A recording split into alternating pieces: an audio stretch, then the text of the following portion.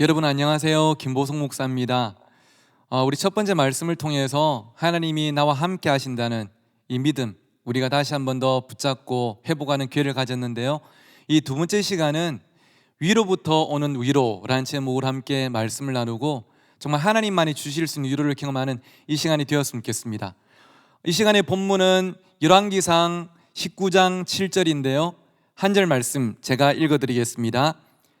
여호와의 천사가 또다시 와서 어루만짐에 이르되 일어나 먹어라, 내가 갈 길을 다 가지 못할까 하노라 하는지라. 아멘. 네, 두 번째 시간인데요. 위로부터 오는 위로라는 제목으로 함께 말씀을 나누도록 하겠습니다. 우리 청소년들도 청년들도 또 저 같은 목사들도 살다 보면 마음이 낙심이 될 때가 있어요. 그렇죠?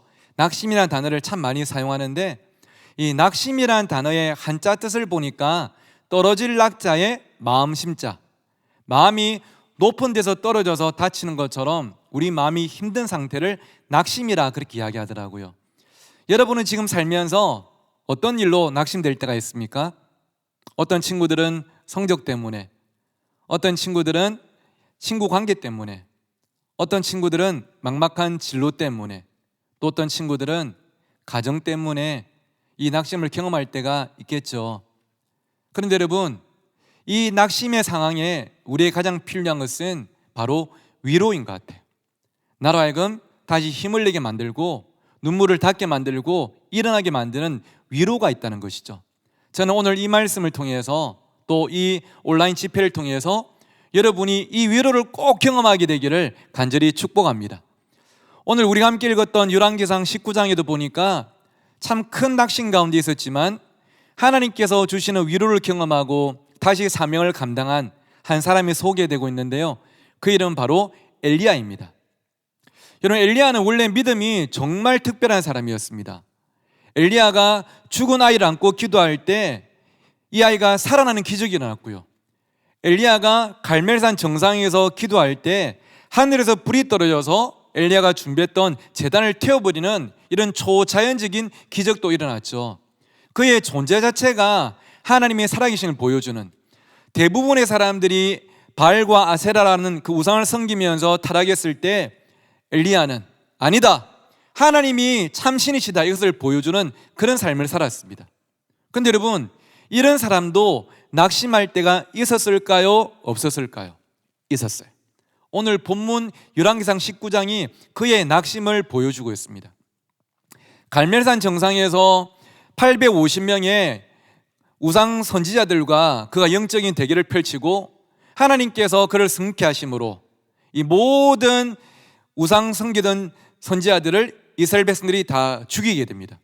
이 소식을 당시에 바알과 아세라를 섬기던 이세벨이라는 여왕이 듣게 돼요. 보니까 엘리야 때문에 자기가 믿는 신들의 선지자가 다 죽었단 말이죠. 요즘 말로 하면 화가 나고 빡친 거예요. 그래가지고 뭐라고 말했냐면, 엘리야야, 니도 내일 이맘때는 네가 죽이는 사람들처럼 내 손에 죽을 줄 알아, 이렇게 한마디를 툭 던졌어요. 직접 한 것도 아니고 누군가를 통해서 이 말을 전했다는 거죠. 근데 여러분, 아까 제가 말씀드렸던 엘리야라면 어떤 반응을 보이는 게 당연하겠습니까? 그냥 콧방귀 한번 끼고 썩소 한번 짓고 하면서 그냥 웃어 넘기는 게 당연한 엘리야의 모습인 것 같은데, 우리가 함께 읽진 않았지만 열왕기상 19장 1절부터 보니까요, 엘리야가 이 말을 듣자마자 혼비백산에서 도망을 가요. 갈멜산에서 브엘세바까지 도망을 가는데, 갈멜산에서 브엘세바는요 그냥 가까운 이웃 동네로 갔다는 말이 아니라 한국으로 치면 서울에서 부산까지 도망을 갔다는 거예요. 이스라엘 땅의 최북단에서 최남단까지 도망을 간 거예요. 왜? 죽고 싶지 않으니까, 죽을까 봐 두려우니까. 도망을 가서 광야로 들어가서, 아무도 없는 광야로 들어가서 자기 키보다 더 작은 로뎀 나무 아래에 주저앉아서 그가 기도하기를, 하나님, 제가 잠시 낙심했지만 하나님 제게 힘을 주셔서 다시 사명을 감당하게 해주십시오. 이 기도가 당연한 것 같은데요, 오늘 본문 3절과 4절에 보니까 이렇게 기도해요. 여호와여, 내가 차라리 죽는 게 낫겠습니다. 그 앞에도 보니까 그가 죽기를 원하여. 지금 말로 하면 이 말이에요. 하나님, 저 죽고 싶어요. 나 힘들어 죽고 싶어요. 여러분, 우리가 생각하던 엘리야와 전혀 다른 모습이죠. 어제까지만 하더라도 그의 존재 자체가 하나님의 살아계심을 나타내는 사람이었는데, 은혜 받았다고 난리가 났었는데, 조그만 문제가 생기니까 그 마음에 균열이 가버리고 낙심을 하고 포기해버린 게 엘리야의 모습. 근데 여러분, 참 많이 닮았지 않습니까? 어제 은혜를 받아놓고도 오늘 조그만 문제가 생기면 또 낙심해버리는, 나 죽고 싶다고, 나 포기할 거라고, 나 이제 하나님 안 믿을 거라 말하는 우리의 모습과 참 많이 닮았지 않습니까? 그런데 여러분, 엘리야는 자기 스스로를 포기해버렸지만, 자포자기했지만, 이 엘리야를 포기하지 않고 찾아가신 분이 계셨어요. 그분이 바로 하나님이셨습니다. 엘리야는 자기 스스로를 포기했지만 하나님은 끝까지 엘리야를 포기하지 않고 엘리야에게 찾아가신 내용이 오늘 본문이에요.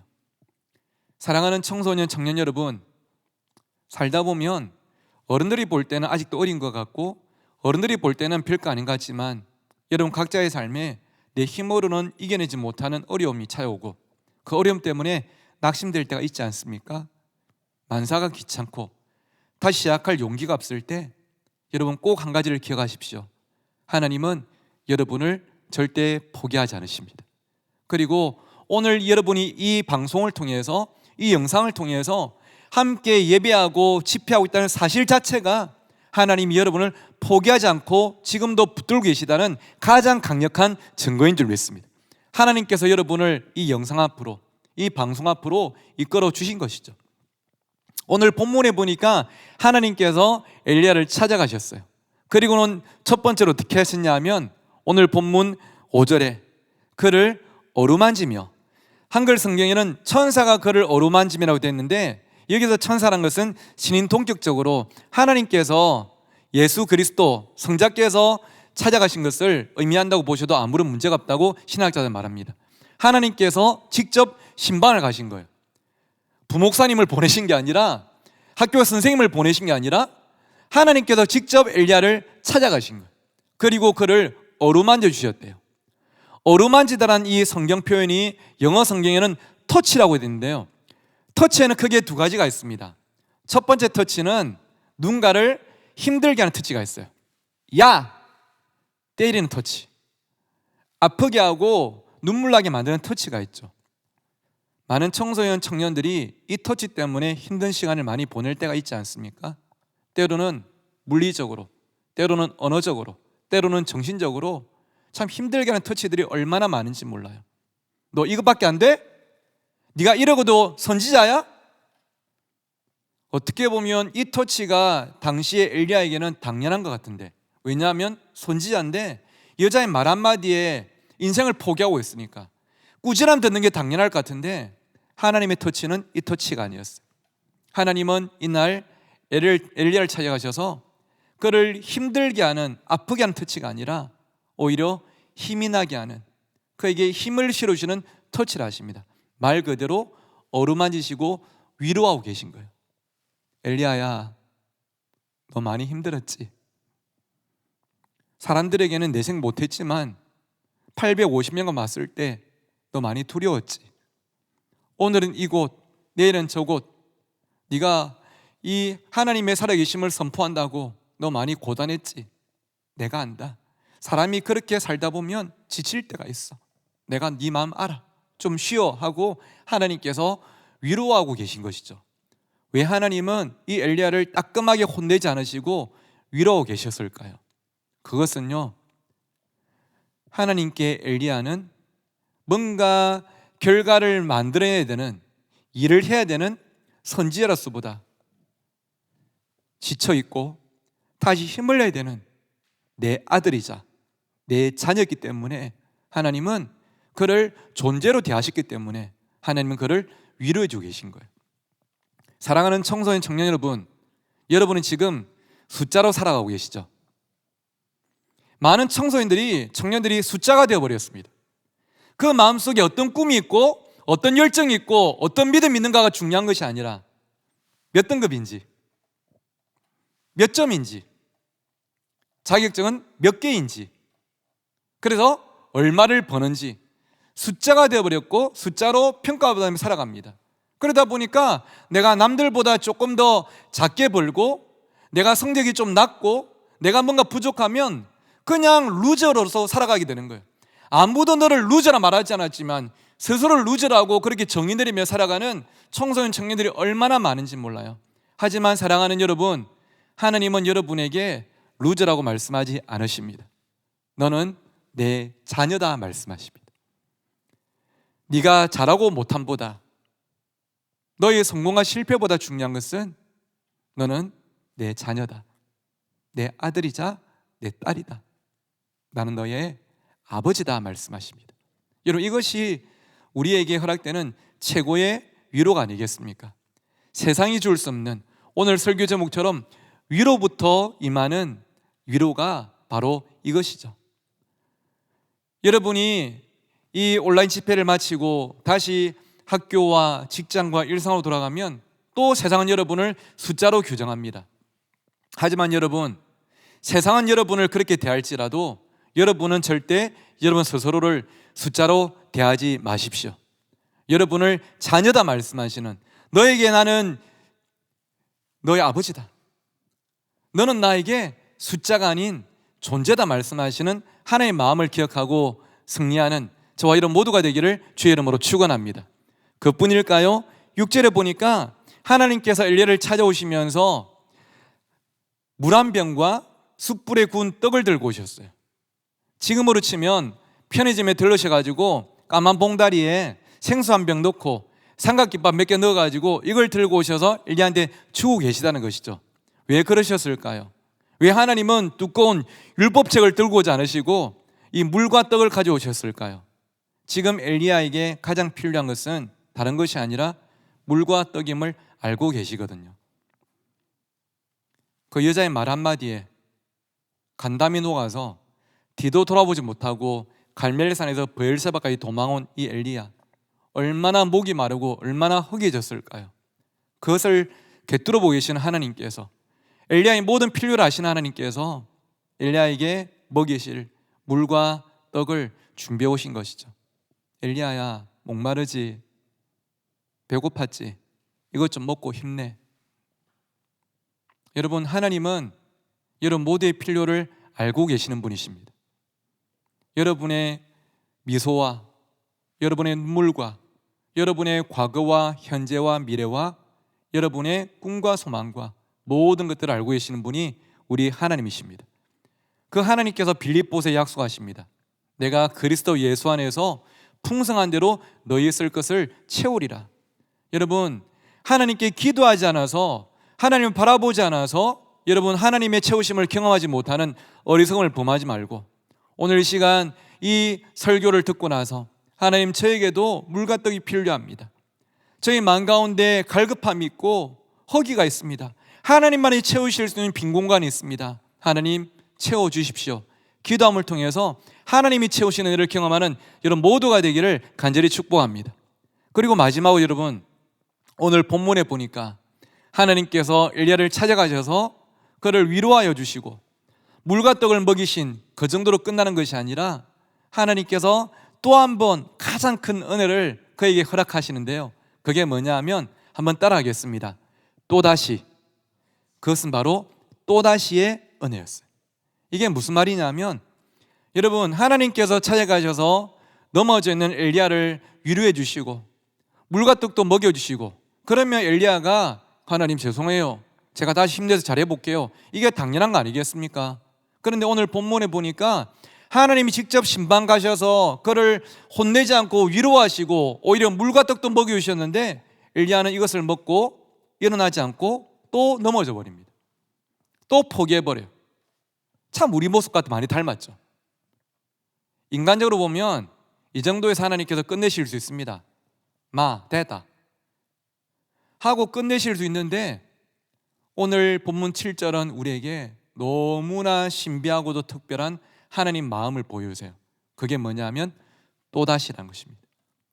엘리야가 또다시 넘어지니까 하나님이 어떻게 하셨다고요?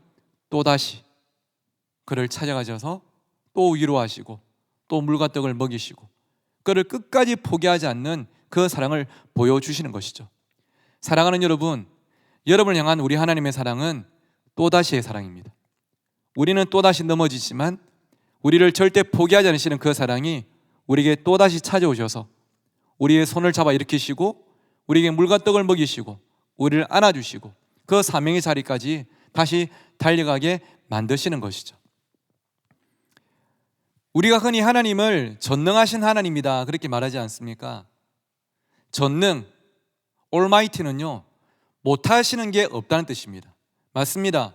우리 하나님은 전능하신 하나님이십니다. 그런데 여러분, 전능하신 하나님이 알고 보니까 못하시는 게 딱 한 가지가 있더라고요. 그게 뭔지 아십니까? 물을 포도주로 만드시고 홍해를 가르시고 죽은 나사로도 살리신 전능하신 하나님께서 절대로 못하시는 한 가지가 있는데요, 하나님은 여러분을 절대로 포기하지 못하시는 분이십니다. 하나님은 여러분을 절대 포기하지 않으십니다.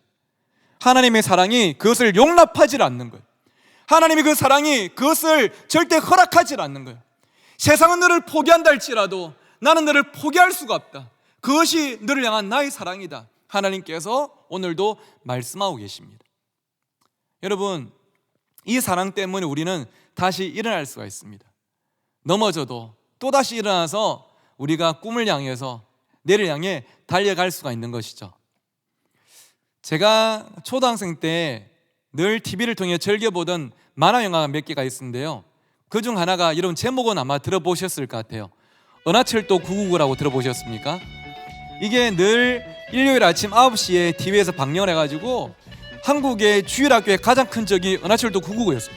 이거 본다고 이 초딩들이 학교가 아니고 교회를 안 가는 거예요. 그만큼 이제 재밌었던 만화 영화였습니다. 또 하나 제가 즐겨봤던 게 뭐냐면 꼬마 자동차 붕붕이라는 만화 영화가 있어요. 근데 이 꼬마 자동차 붕붕이 제가 어릴 때 볼 때는 몰랐는데요, 이제는 어른이 되고 커서 보니까 야, 진짜 요즘 기름이 안 나오는 한국 땅에 꼭 필요한 자동차가 이거구나 싶더라고요. 왜냐하면 이 노래 주제곡 가사에 보니까 이런 가사가 있습니다. 붕붕붕 꽃향기를 마시면 힘이 솟는 꼬마 자동차. 이 붕붕은요 기름 안 넣어줘도 꽃향기 마셔도 차가 간답니다. 이 진정한 하이브리드 아니겠습니까? 그렇죠? 근데 제가 이 앞에 두 가지보다 더 재밌게 봤던 만화 영화가 있었는데 그게 뭐냐면 바로 개구리 소년 왕눈이라는 만화 영화였습니다. 이게 주제곡도 엄청나게 유명했는데요, 개구리 소년 하면 동네마다 집집마다 초등들이 빰빠밤 하면서 다 같이 따라하고 엄청나게 재밌게 봤는데, 이것은 왕눈이와 아롬이라는 이 그 개구리들의 사랑 이야기입니다. 그런데 이 사랑 이야기도 재밌었지만요, 그때 이 초딩의 감성을 뒤흔들었던 게 뭐냐면 이들의 로맨틱 스토리가 아니라 바로 주제곡 가사였어요. 이 가사의 후렴에 이런 가사가 있습니다. 비바람 몰아쳐도 이겨내고, 그 다음 가사가 7번 넘어져도 일어나라, 7번 넘어져도 일어나라. 근데 와, 쩔더라고요. 7번 넘어져도 일어나라, 진짜 멋있지 않습니까? 근데 제가 한 2년 뒤에 교회를 딱 처음 갔는데 성경 구절 속에서 이 노래 가사랑 똑같은 성경 구절이 있더라고요. 그게 바로 잠언 24장 16절이었습니다. 제가 읽어드릴게요. 대저 의인은 7번 넘어지더라도 다시 일어나려니와. 대저 의인은 7번 넘어지더라도 다시 일어나려니와.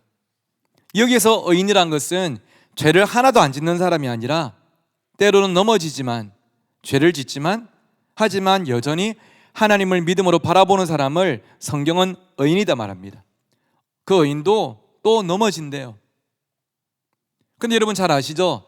성경에서 7이라는 숫자는 그냥 수가 아니고 완전수입니다. 7번 넘어졌다는 것은 어떤 뜻이냐? 회수상으로 7번 넘어졌다는 것이 아니라 이제는 도저히 회복이 불가능한 상태, 이제는 더 이상은 일어나지 못할 것 같은 상태가 7번 넘어졌다는 거예요. 근데 여러분, 의인은 7번 넘어져도 다시 일어난대요.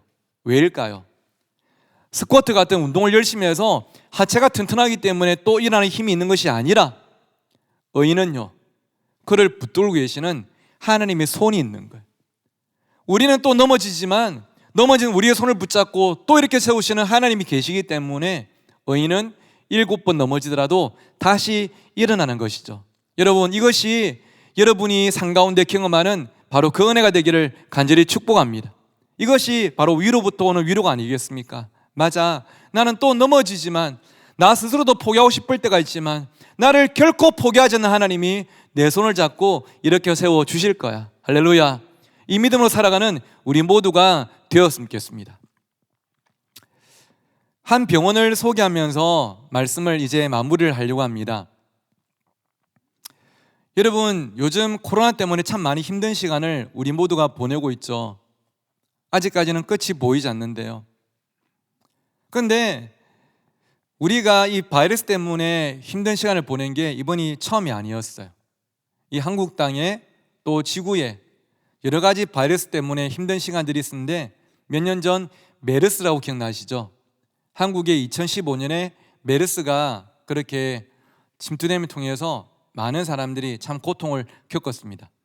이때 메르스 환자들을 치료를 해야 되는데 치료하지 못하고 병원에 찾아온 이 환자들이 더 병이 확산됨을 통해서 격리가 되었던 병원들이 있었습니다. 병원이 환자를 치료하지 못하고 오히려 세상으로부터 격리가 된다? 이것은 엄청난 충격이었죠. 여러 병원들이 있었는데 그중 한 병원이 바로 건양대 병원이라는 곳이었습니다. 병원에 찾아왔던 메르스 환자들을 치료하지 못하고 더 확산이 되면서 이 병원이 격리가 된 거예요. 그리고 시간이 조금 지나서 어떤 하루를 기준으로, 이날을 기준으로 드디어 격리가 해제가 되었습니다. 이제는 안전하다. 이날 건양대 병원의 원장이신 박창일 원장님께서 그동안 병원 안에 격리되어서 밖으로 나가지 못하고 힘든 시간을 보내고 있던 환자들을 한 명 한 명 안아주시면서 그동안 기다려주셔서 감사합니다. 그동안 집에 퇴근하지도 못하고 병원 안에 갇혀있던 의료진들을 한 명 한 명 격려하면서 그동안 정말 수고 많으셨습니다. 그렇게 모든 병실들을 돌고 나서 언론 앞에서 인터뷰를 했습니다. 그때 인터뷰 때 말씀하신 이 한 문장이 저에겐 참 감동적이어서 제가 오늘 이렇게 소개하고 있는데요. 이렇게 말씀하셨어요. 이번 메르스 사태로 인해서 우리 병원이 입은 경제적 손실이 약 100억 원 정도로 추산이 됩니다. 여러분, 아무리 병원이지만 100억 원이면 끝난 거 아니겠습니까? 그런데 그 뒤에 하신 말씀이 하지만 이것이 끝이 아니기에 우리 병원은 다시 마음을 모으고 우리에게 요구되는 의료적 사명을 끝까지 감당하겠습니다. 그리고 1년이 지났습니다.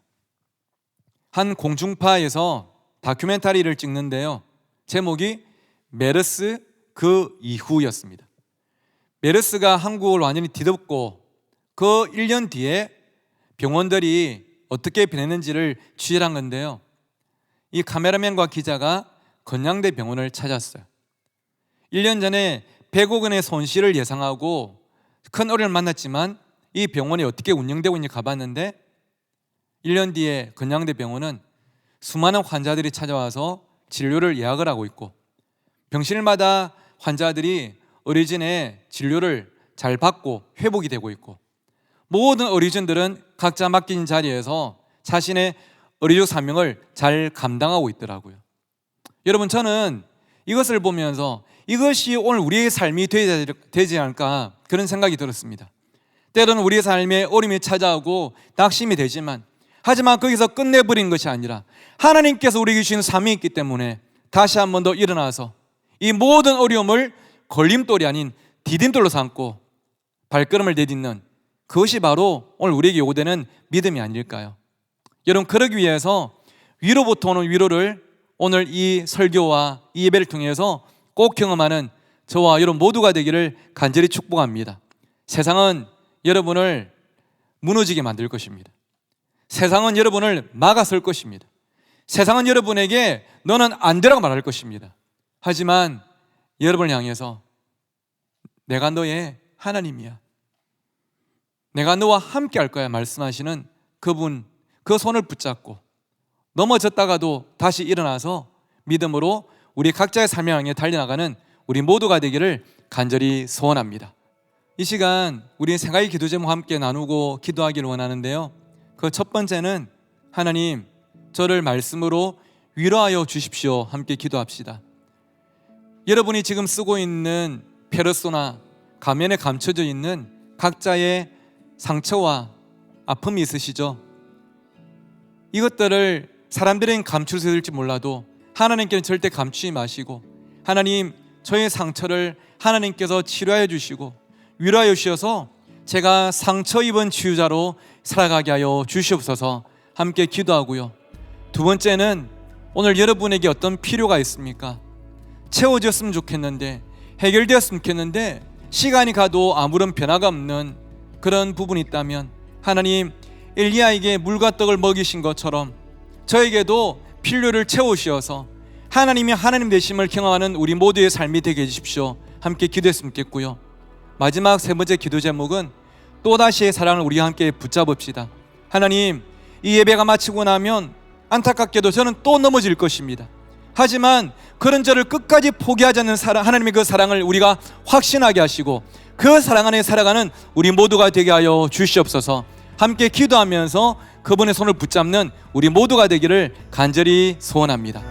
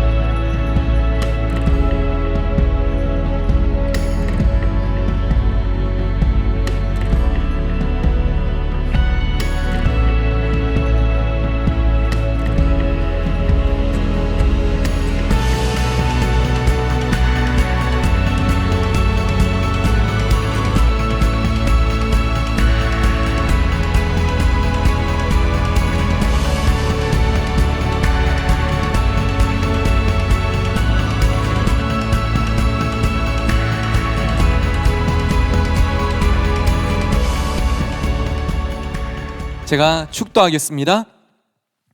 지금은 우리 주 예수 그리스도의 은혜와 하나님 아버지의 크신 사랑과 성령 하나님의 함께 하심이 위로부터 오는 위로를 경험하며 다시 한 번 더 믿음으로 각자의 사명을 향해 달려가기로 소원하고 결단하는 모든 청소년 청년들 위해 지금부터 영원토록 함께 있을지어다. 아멘.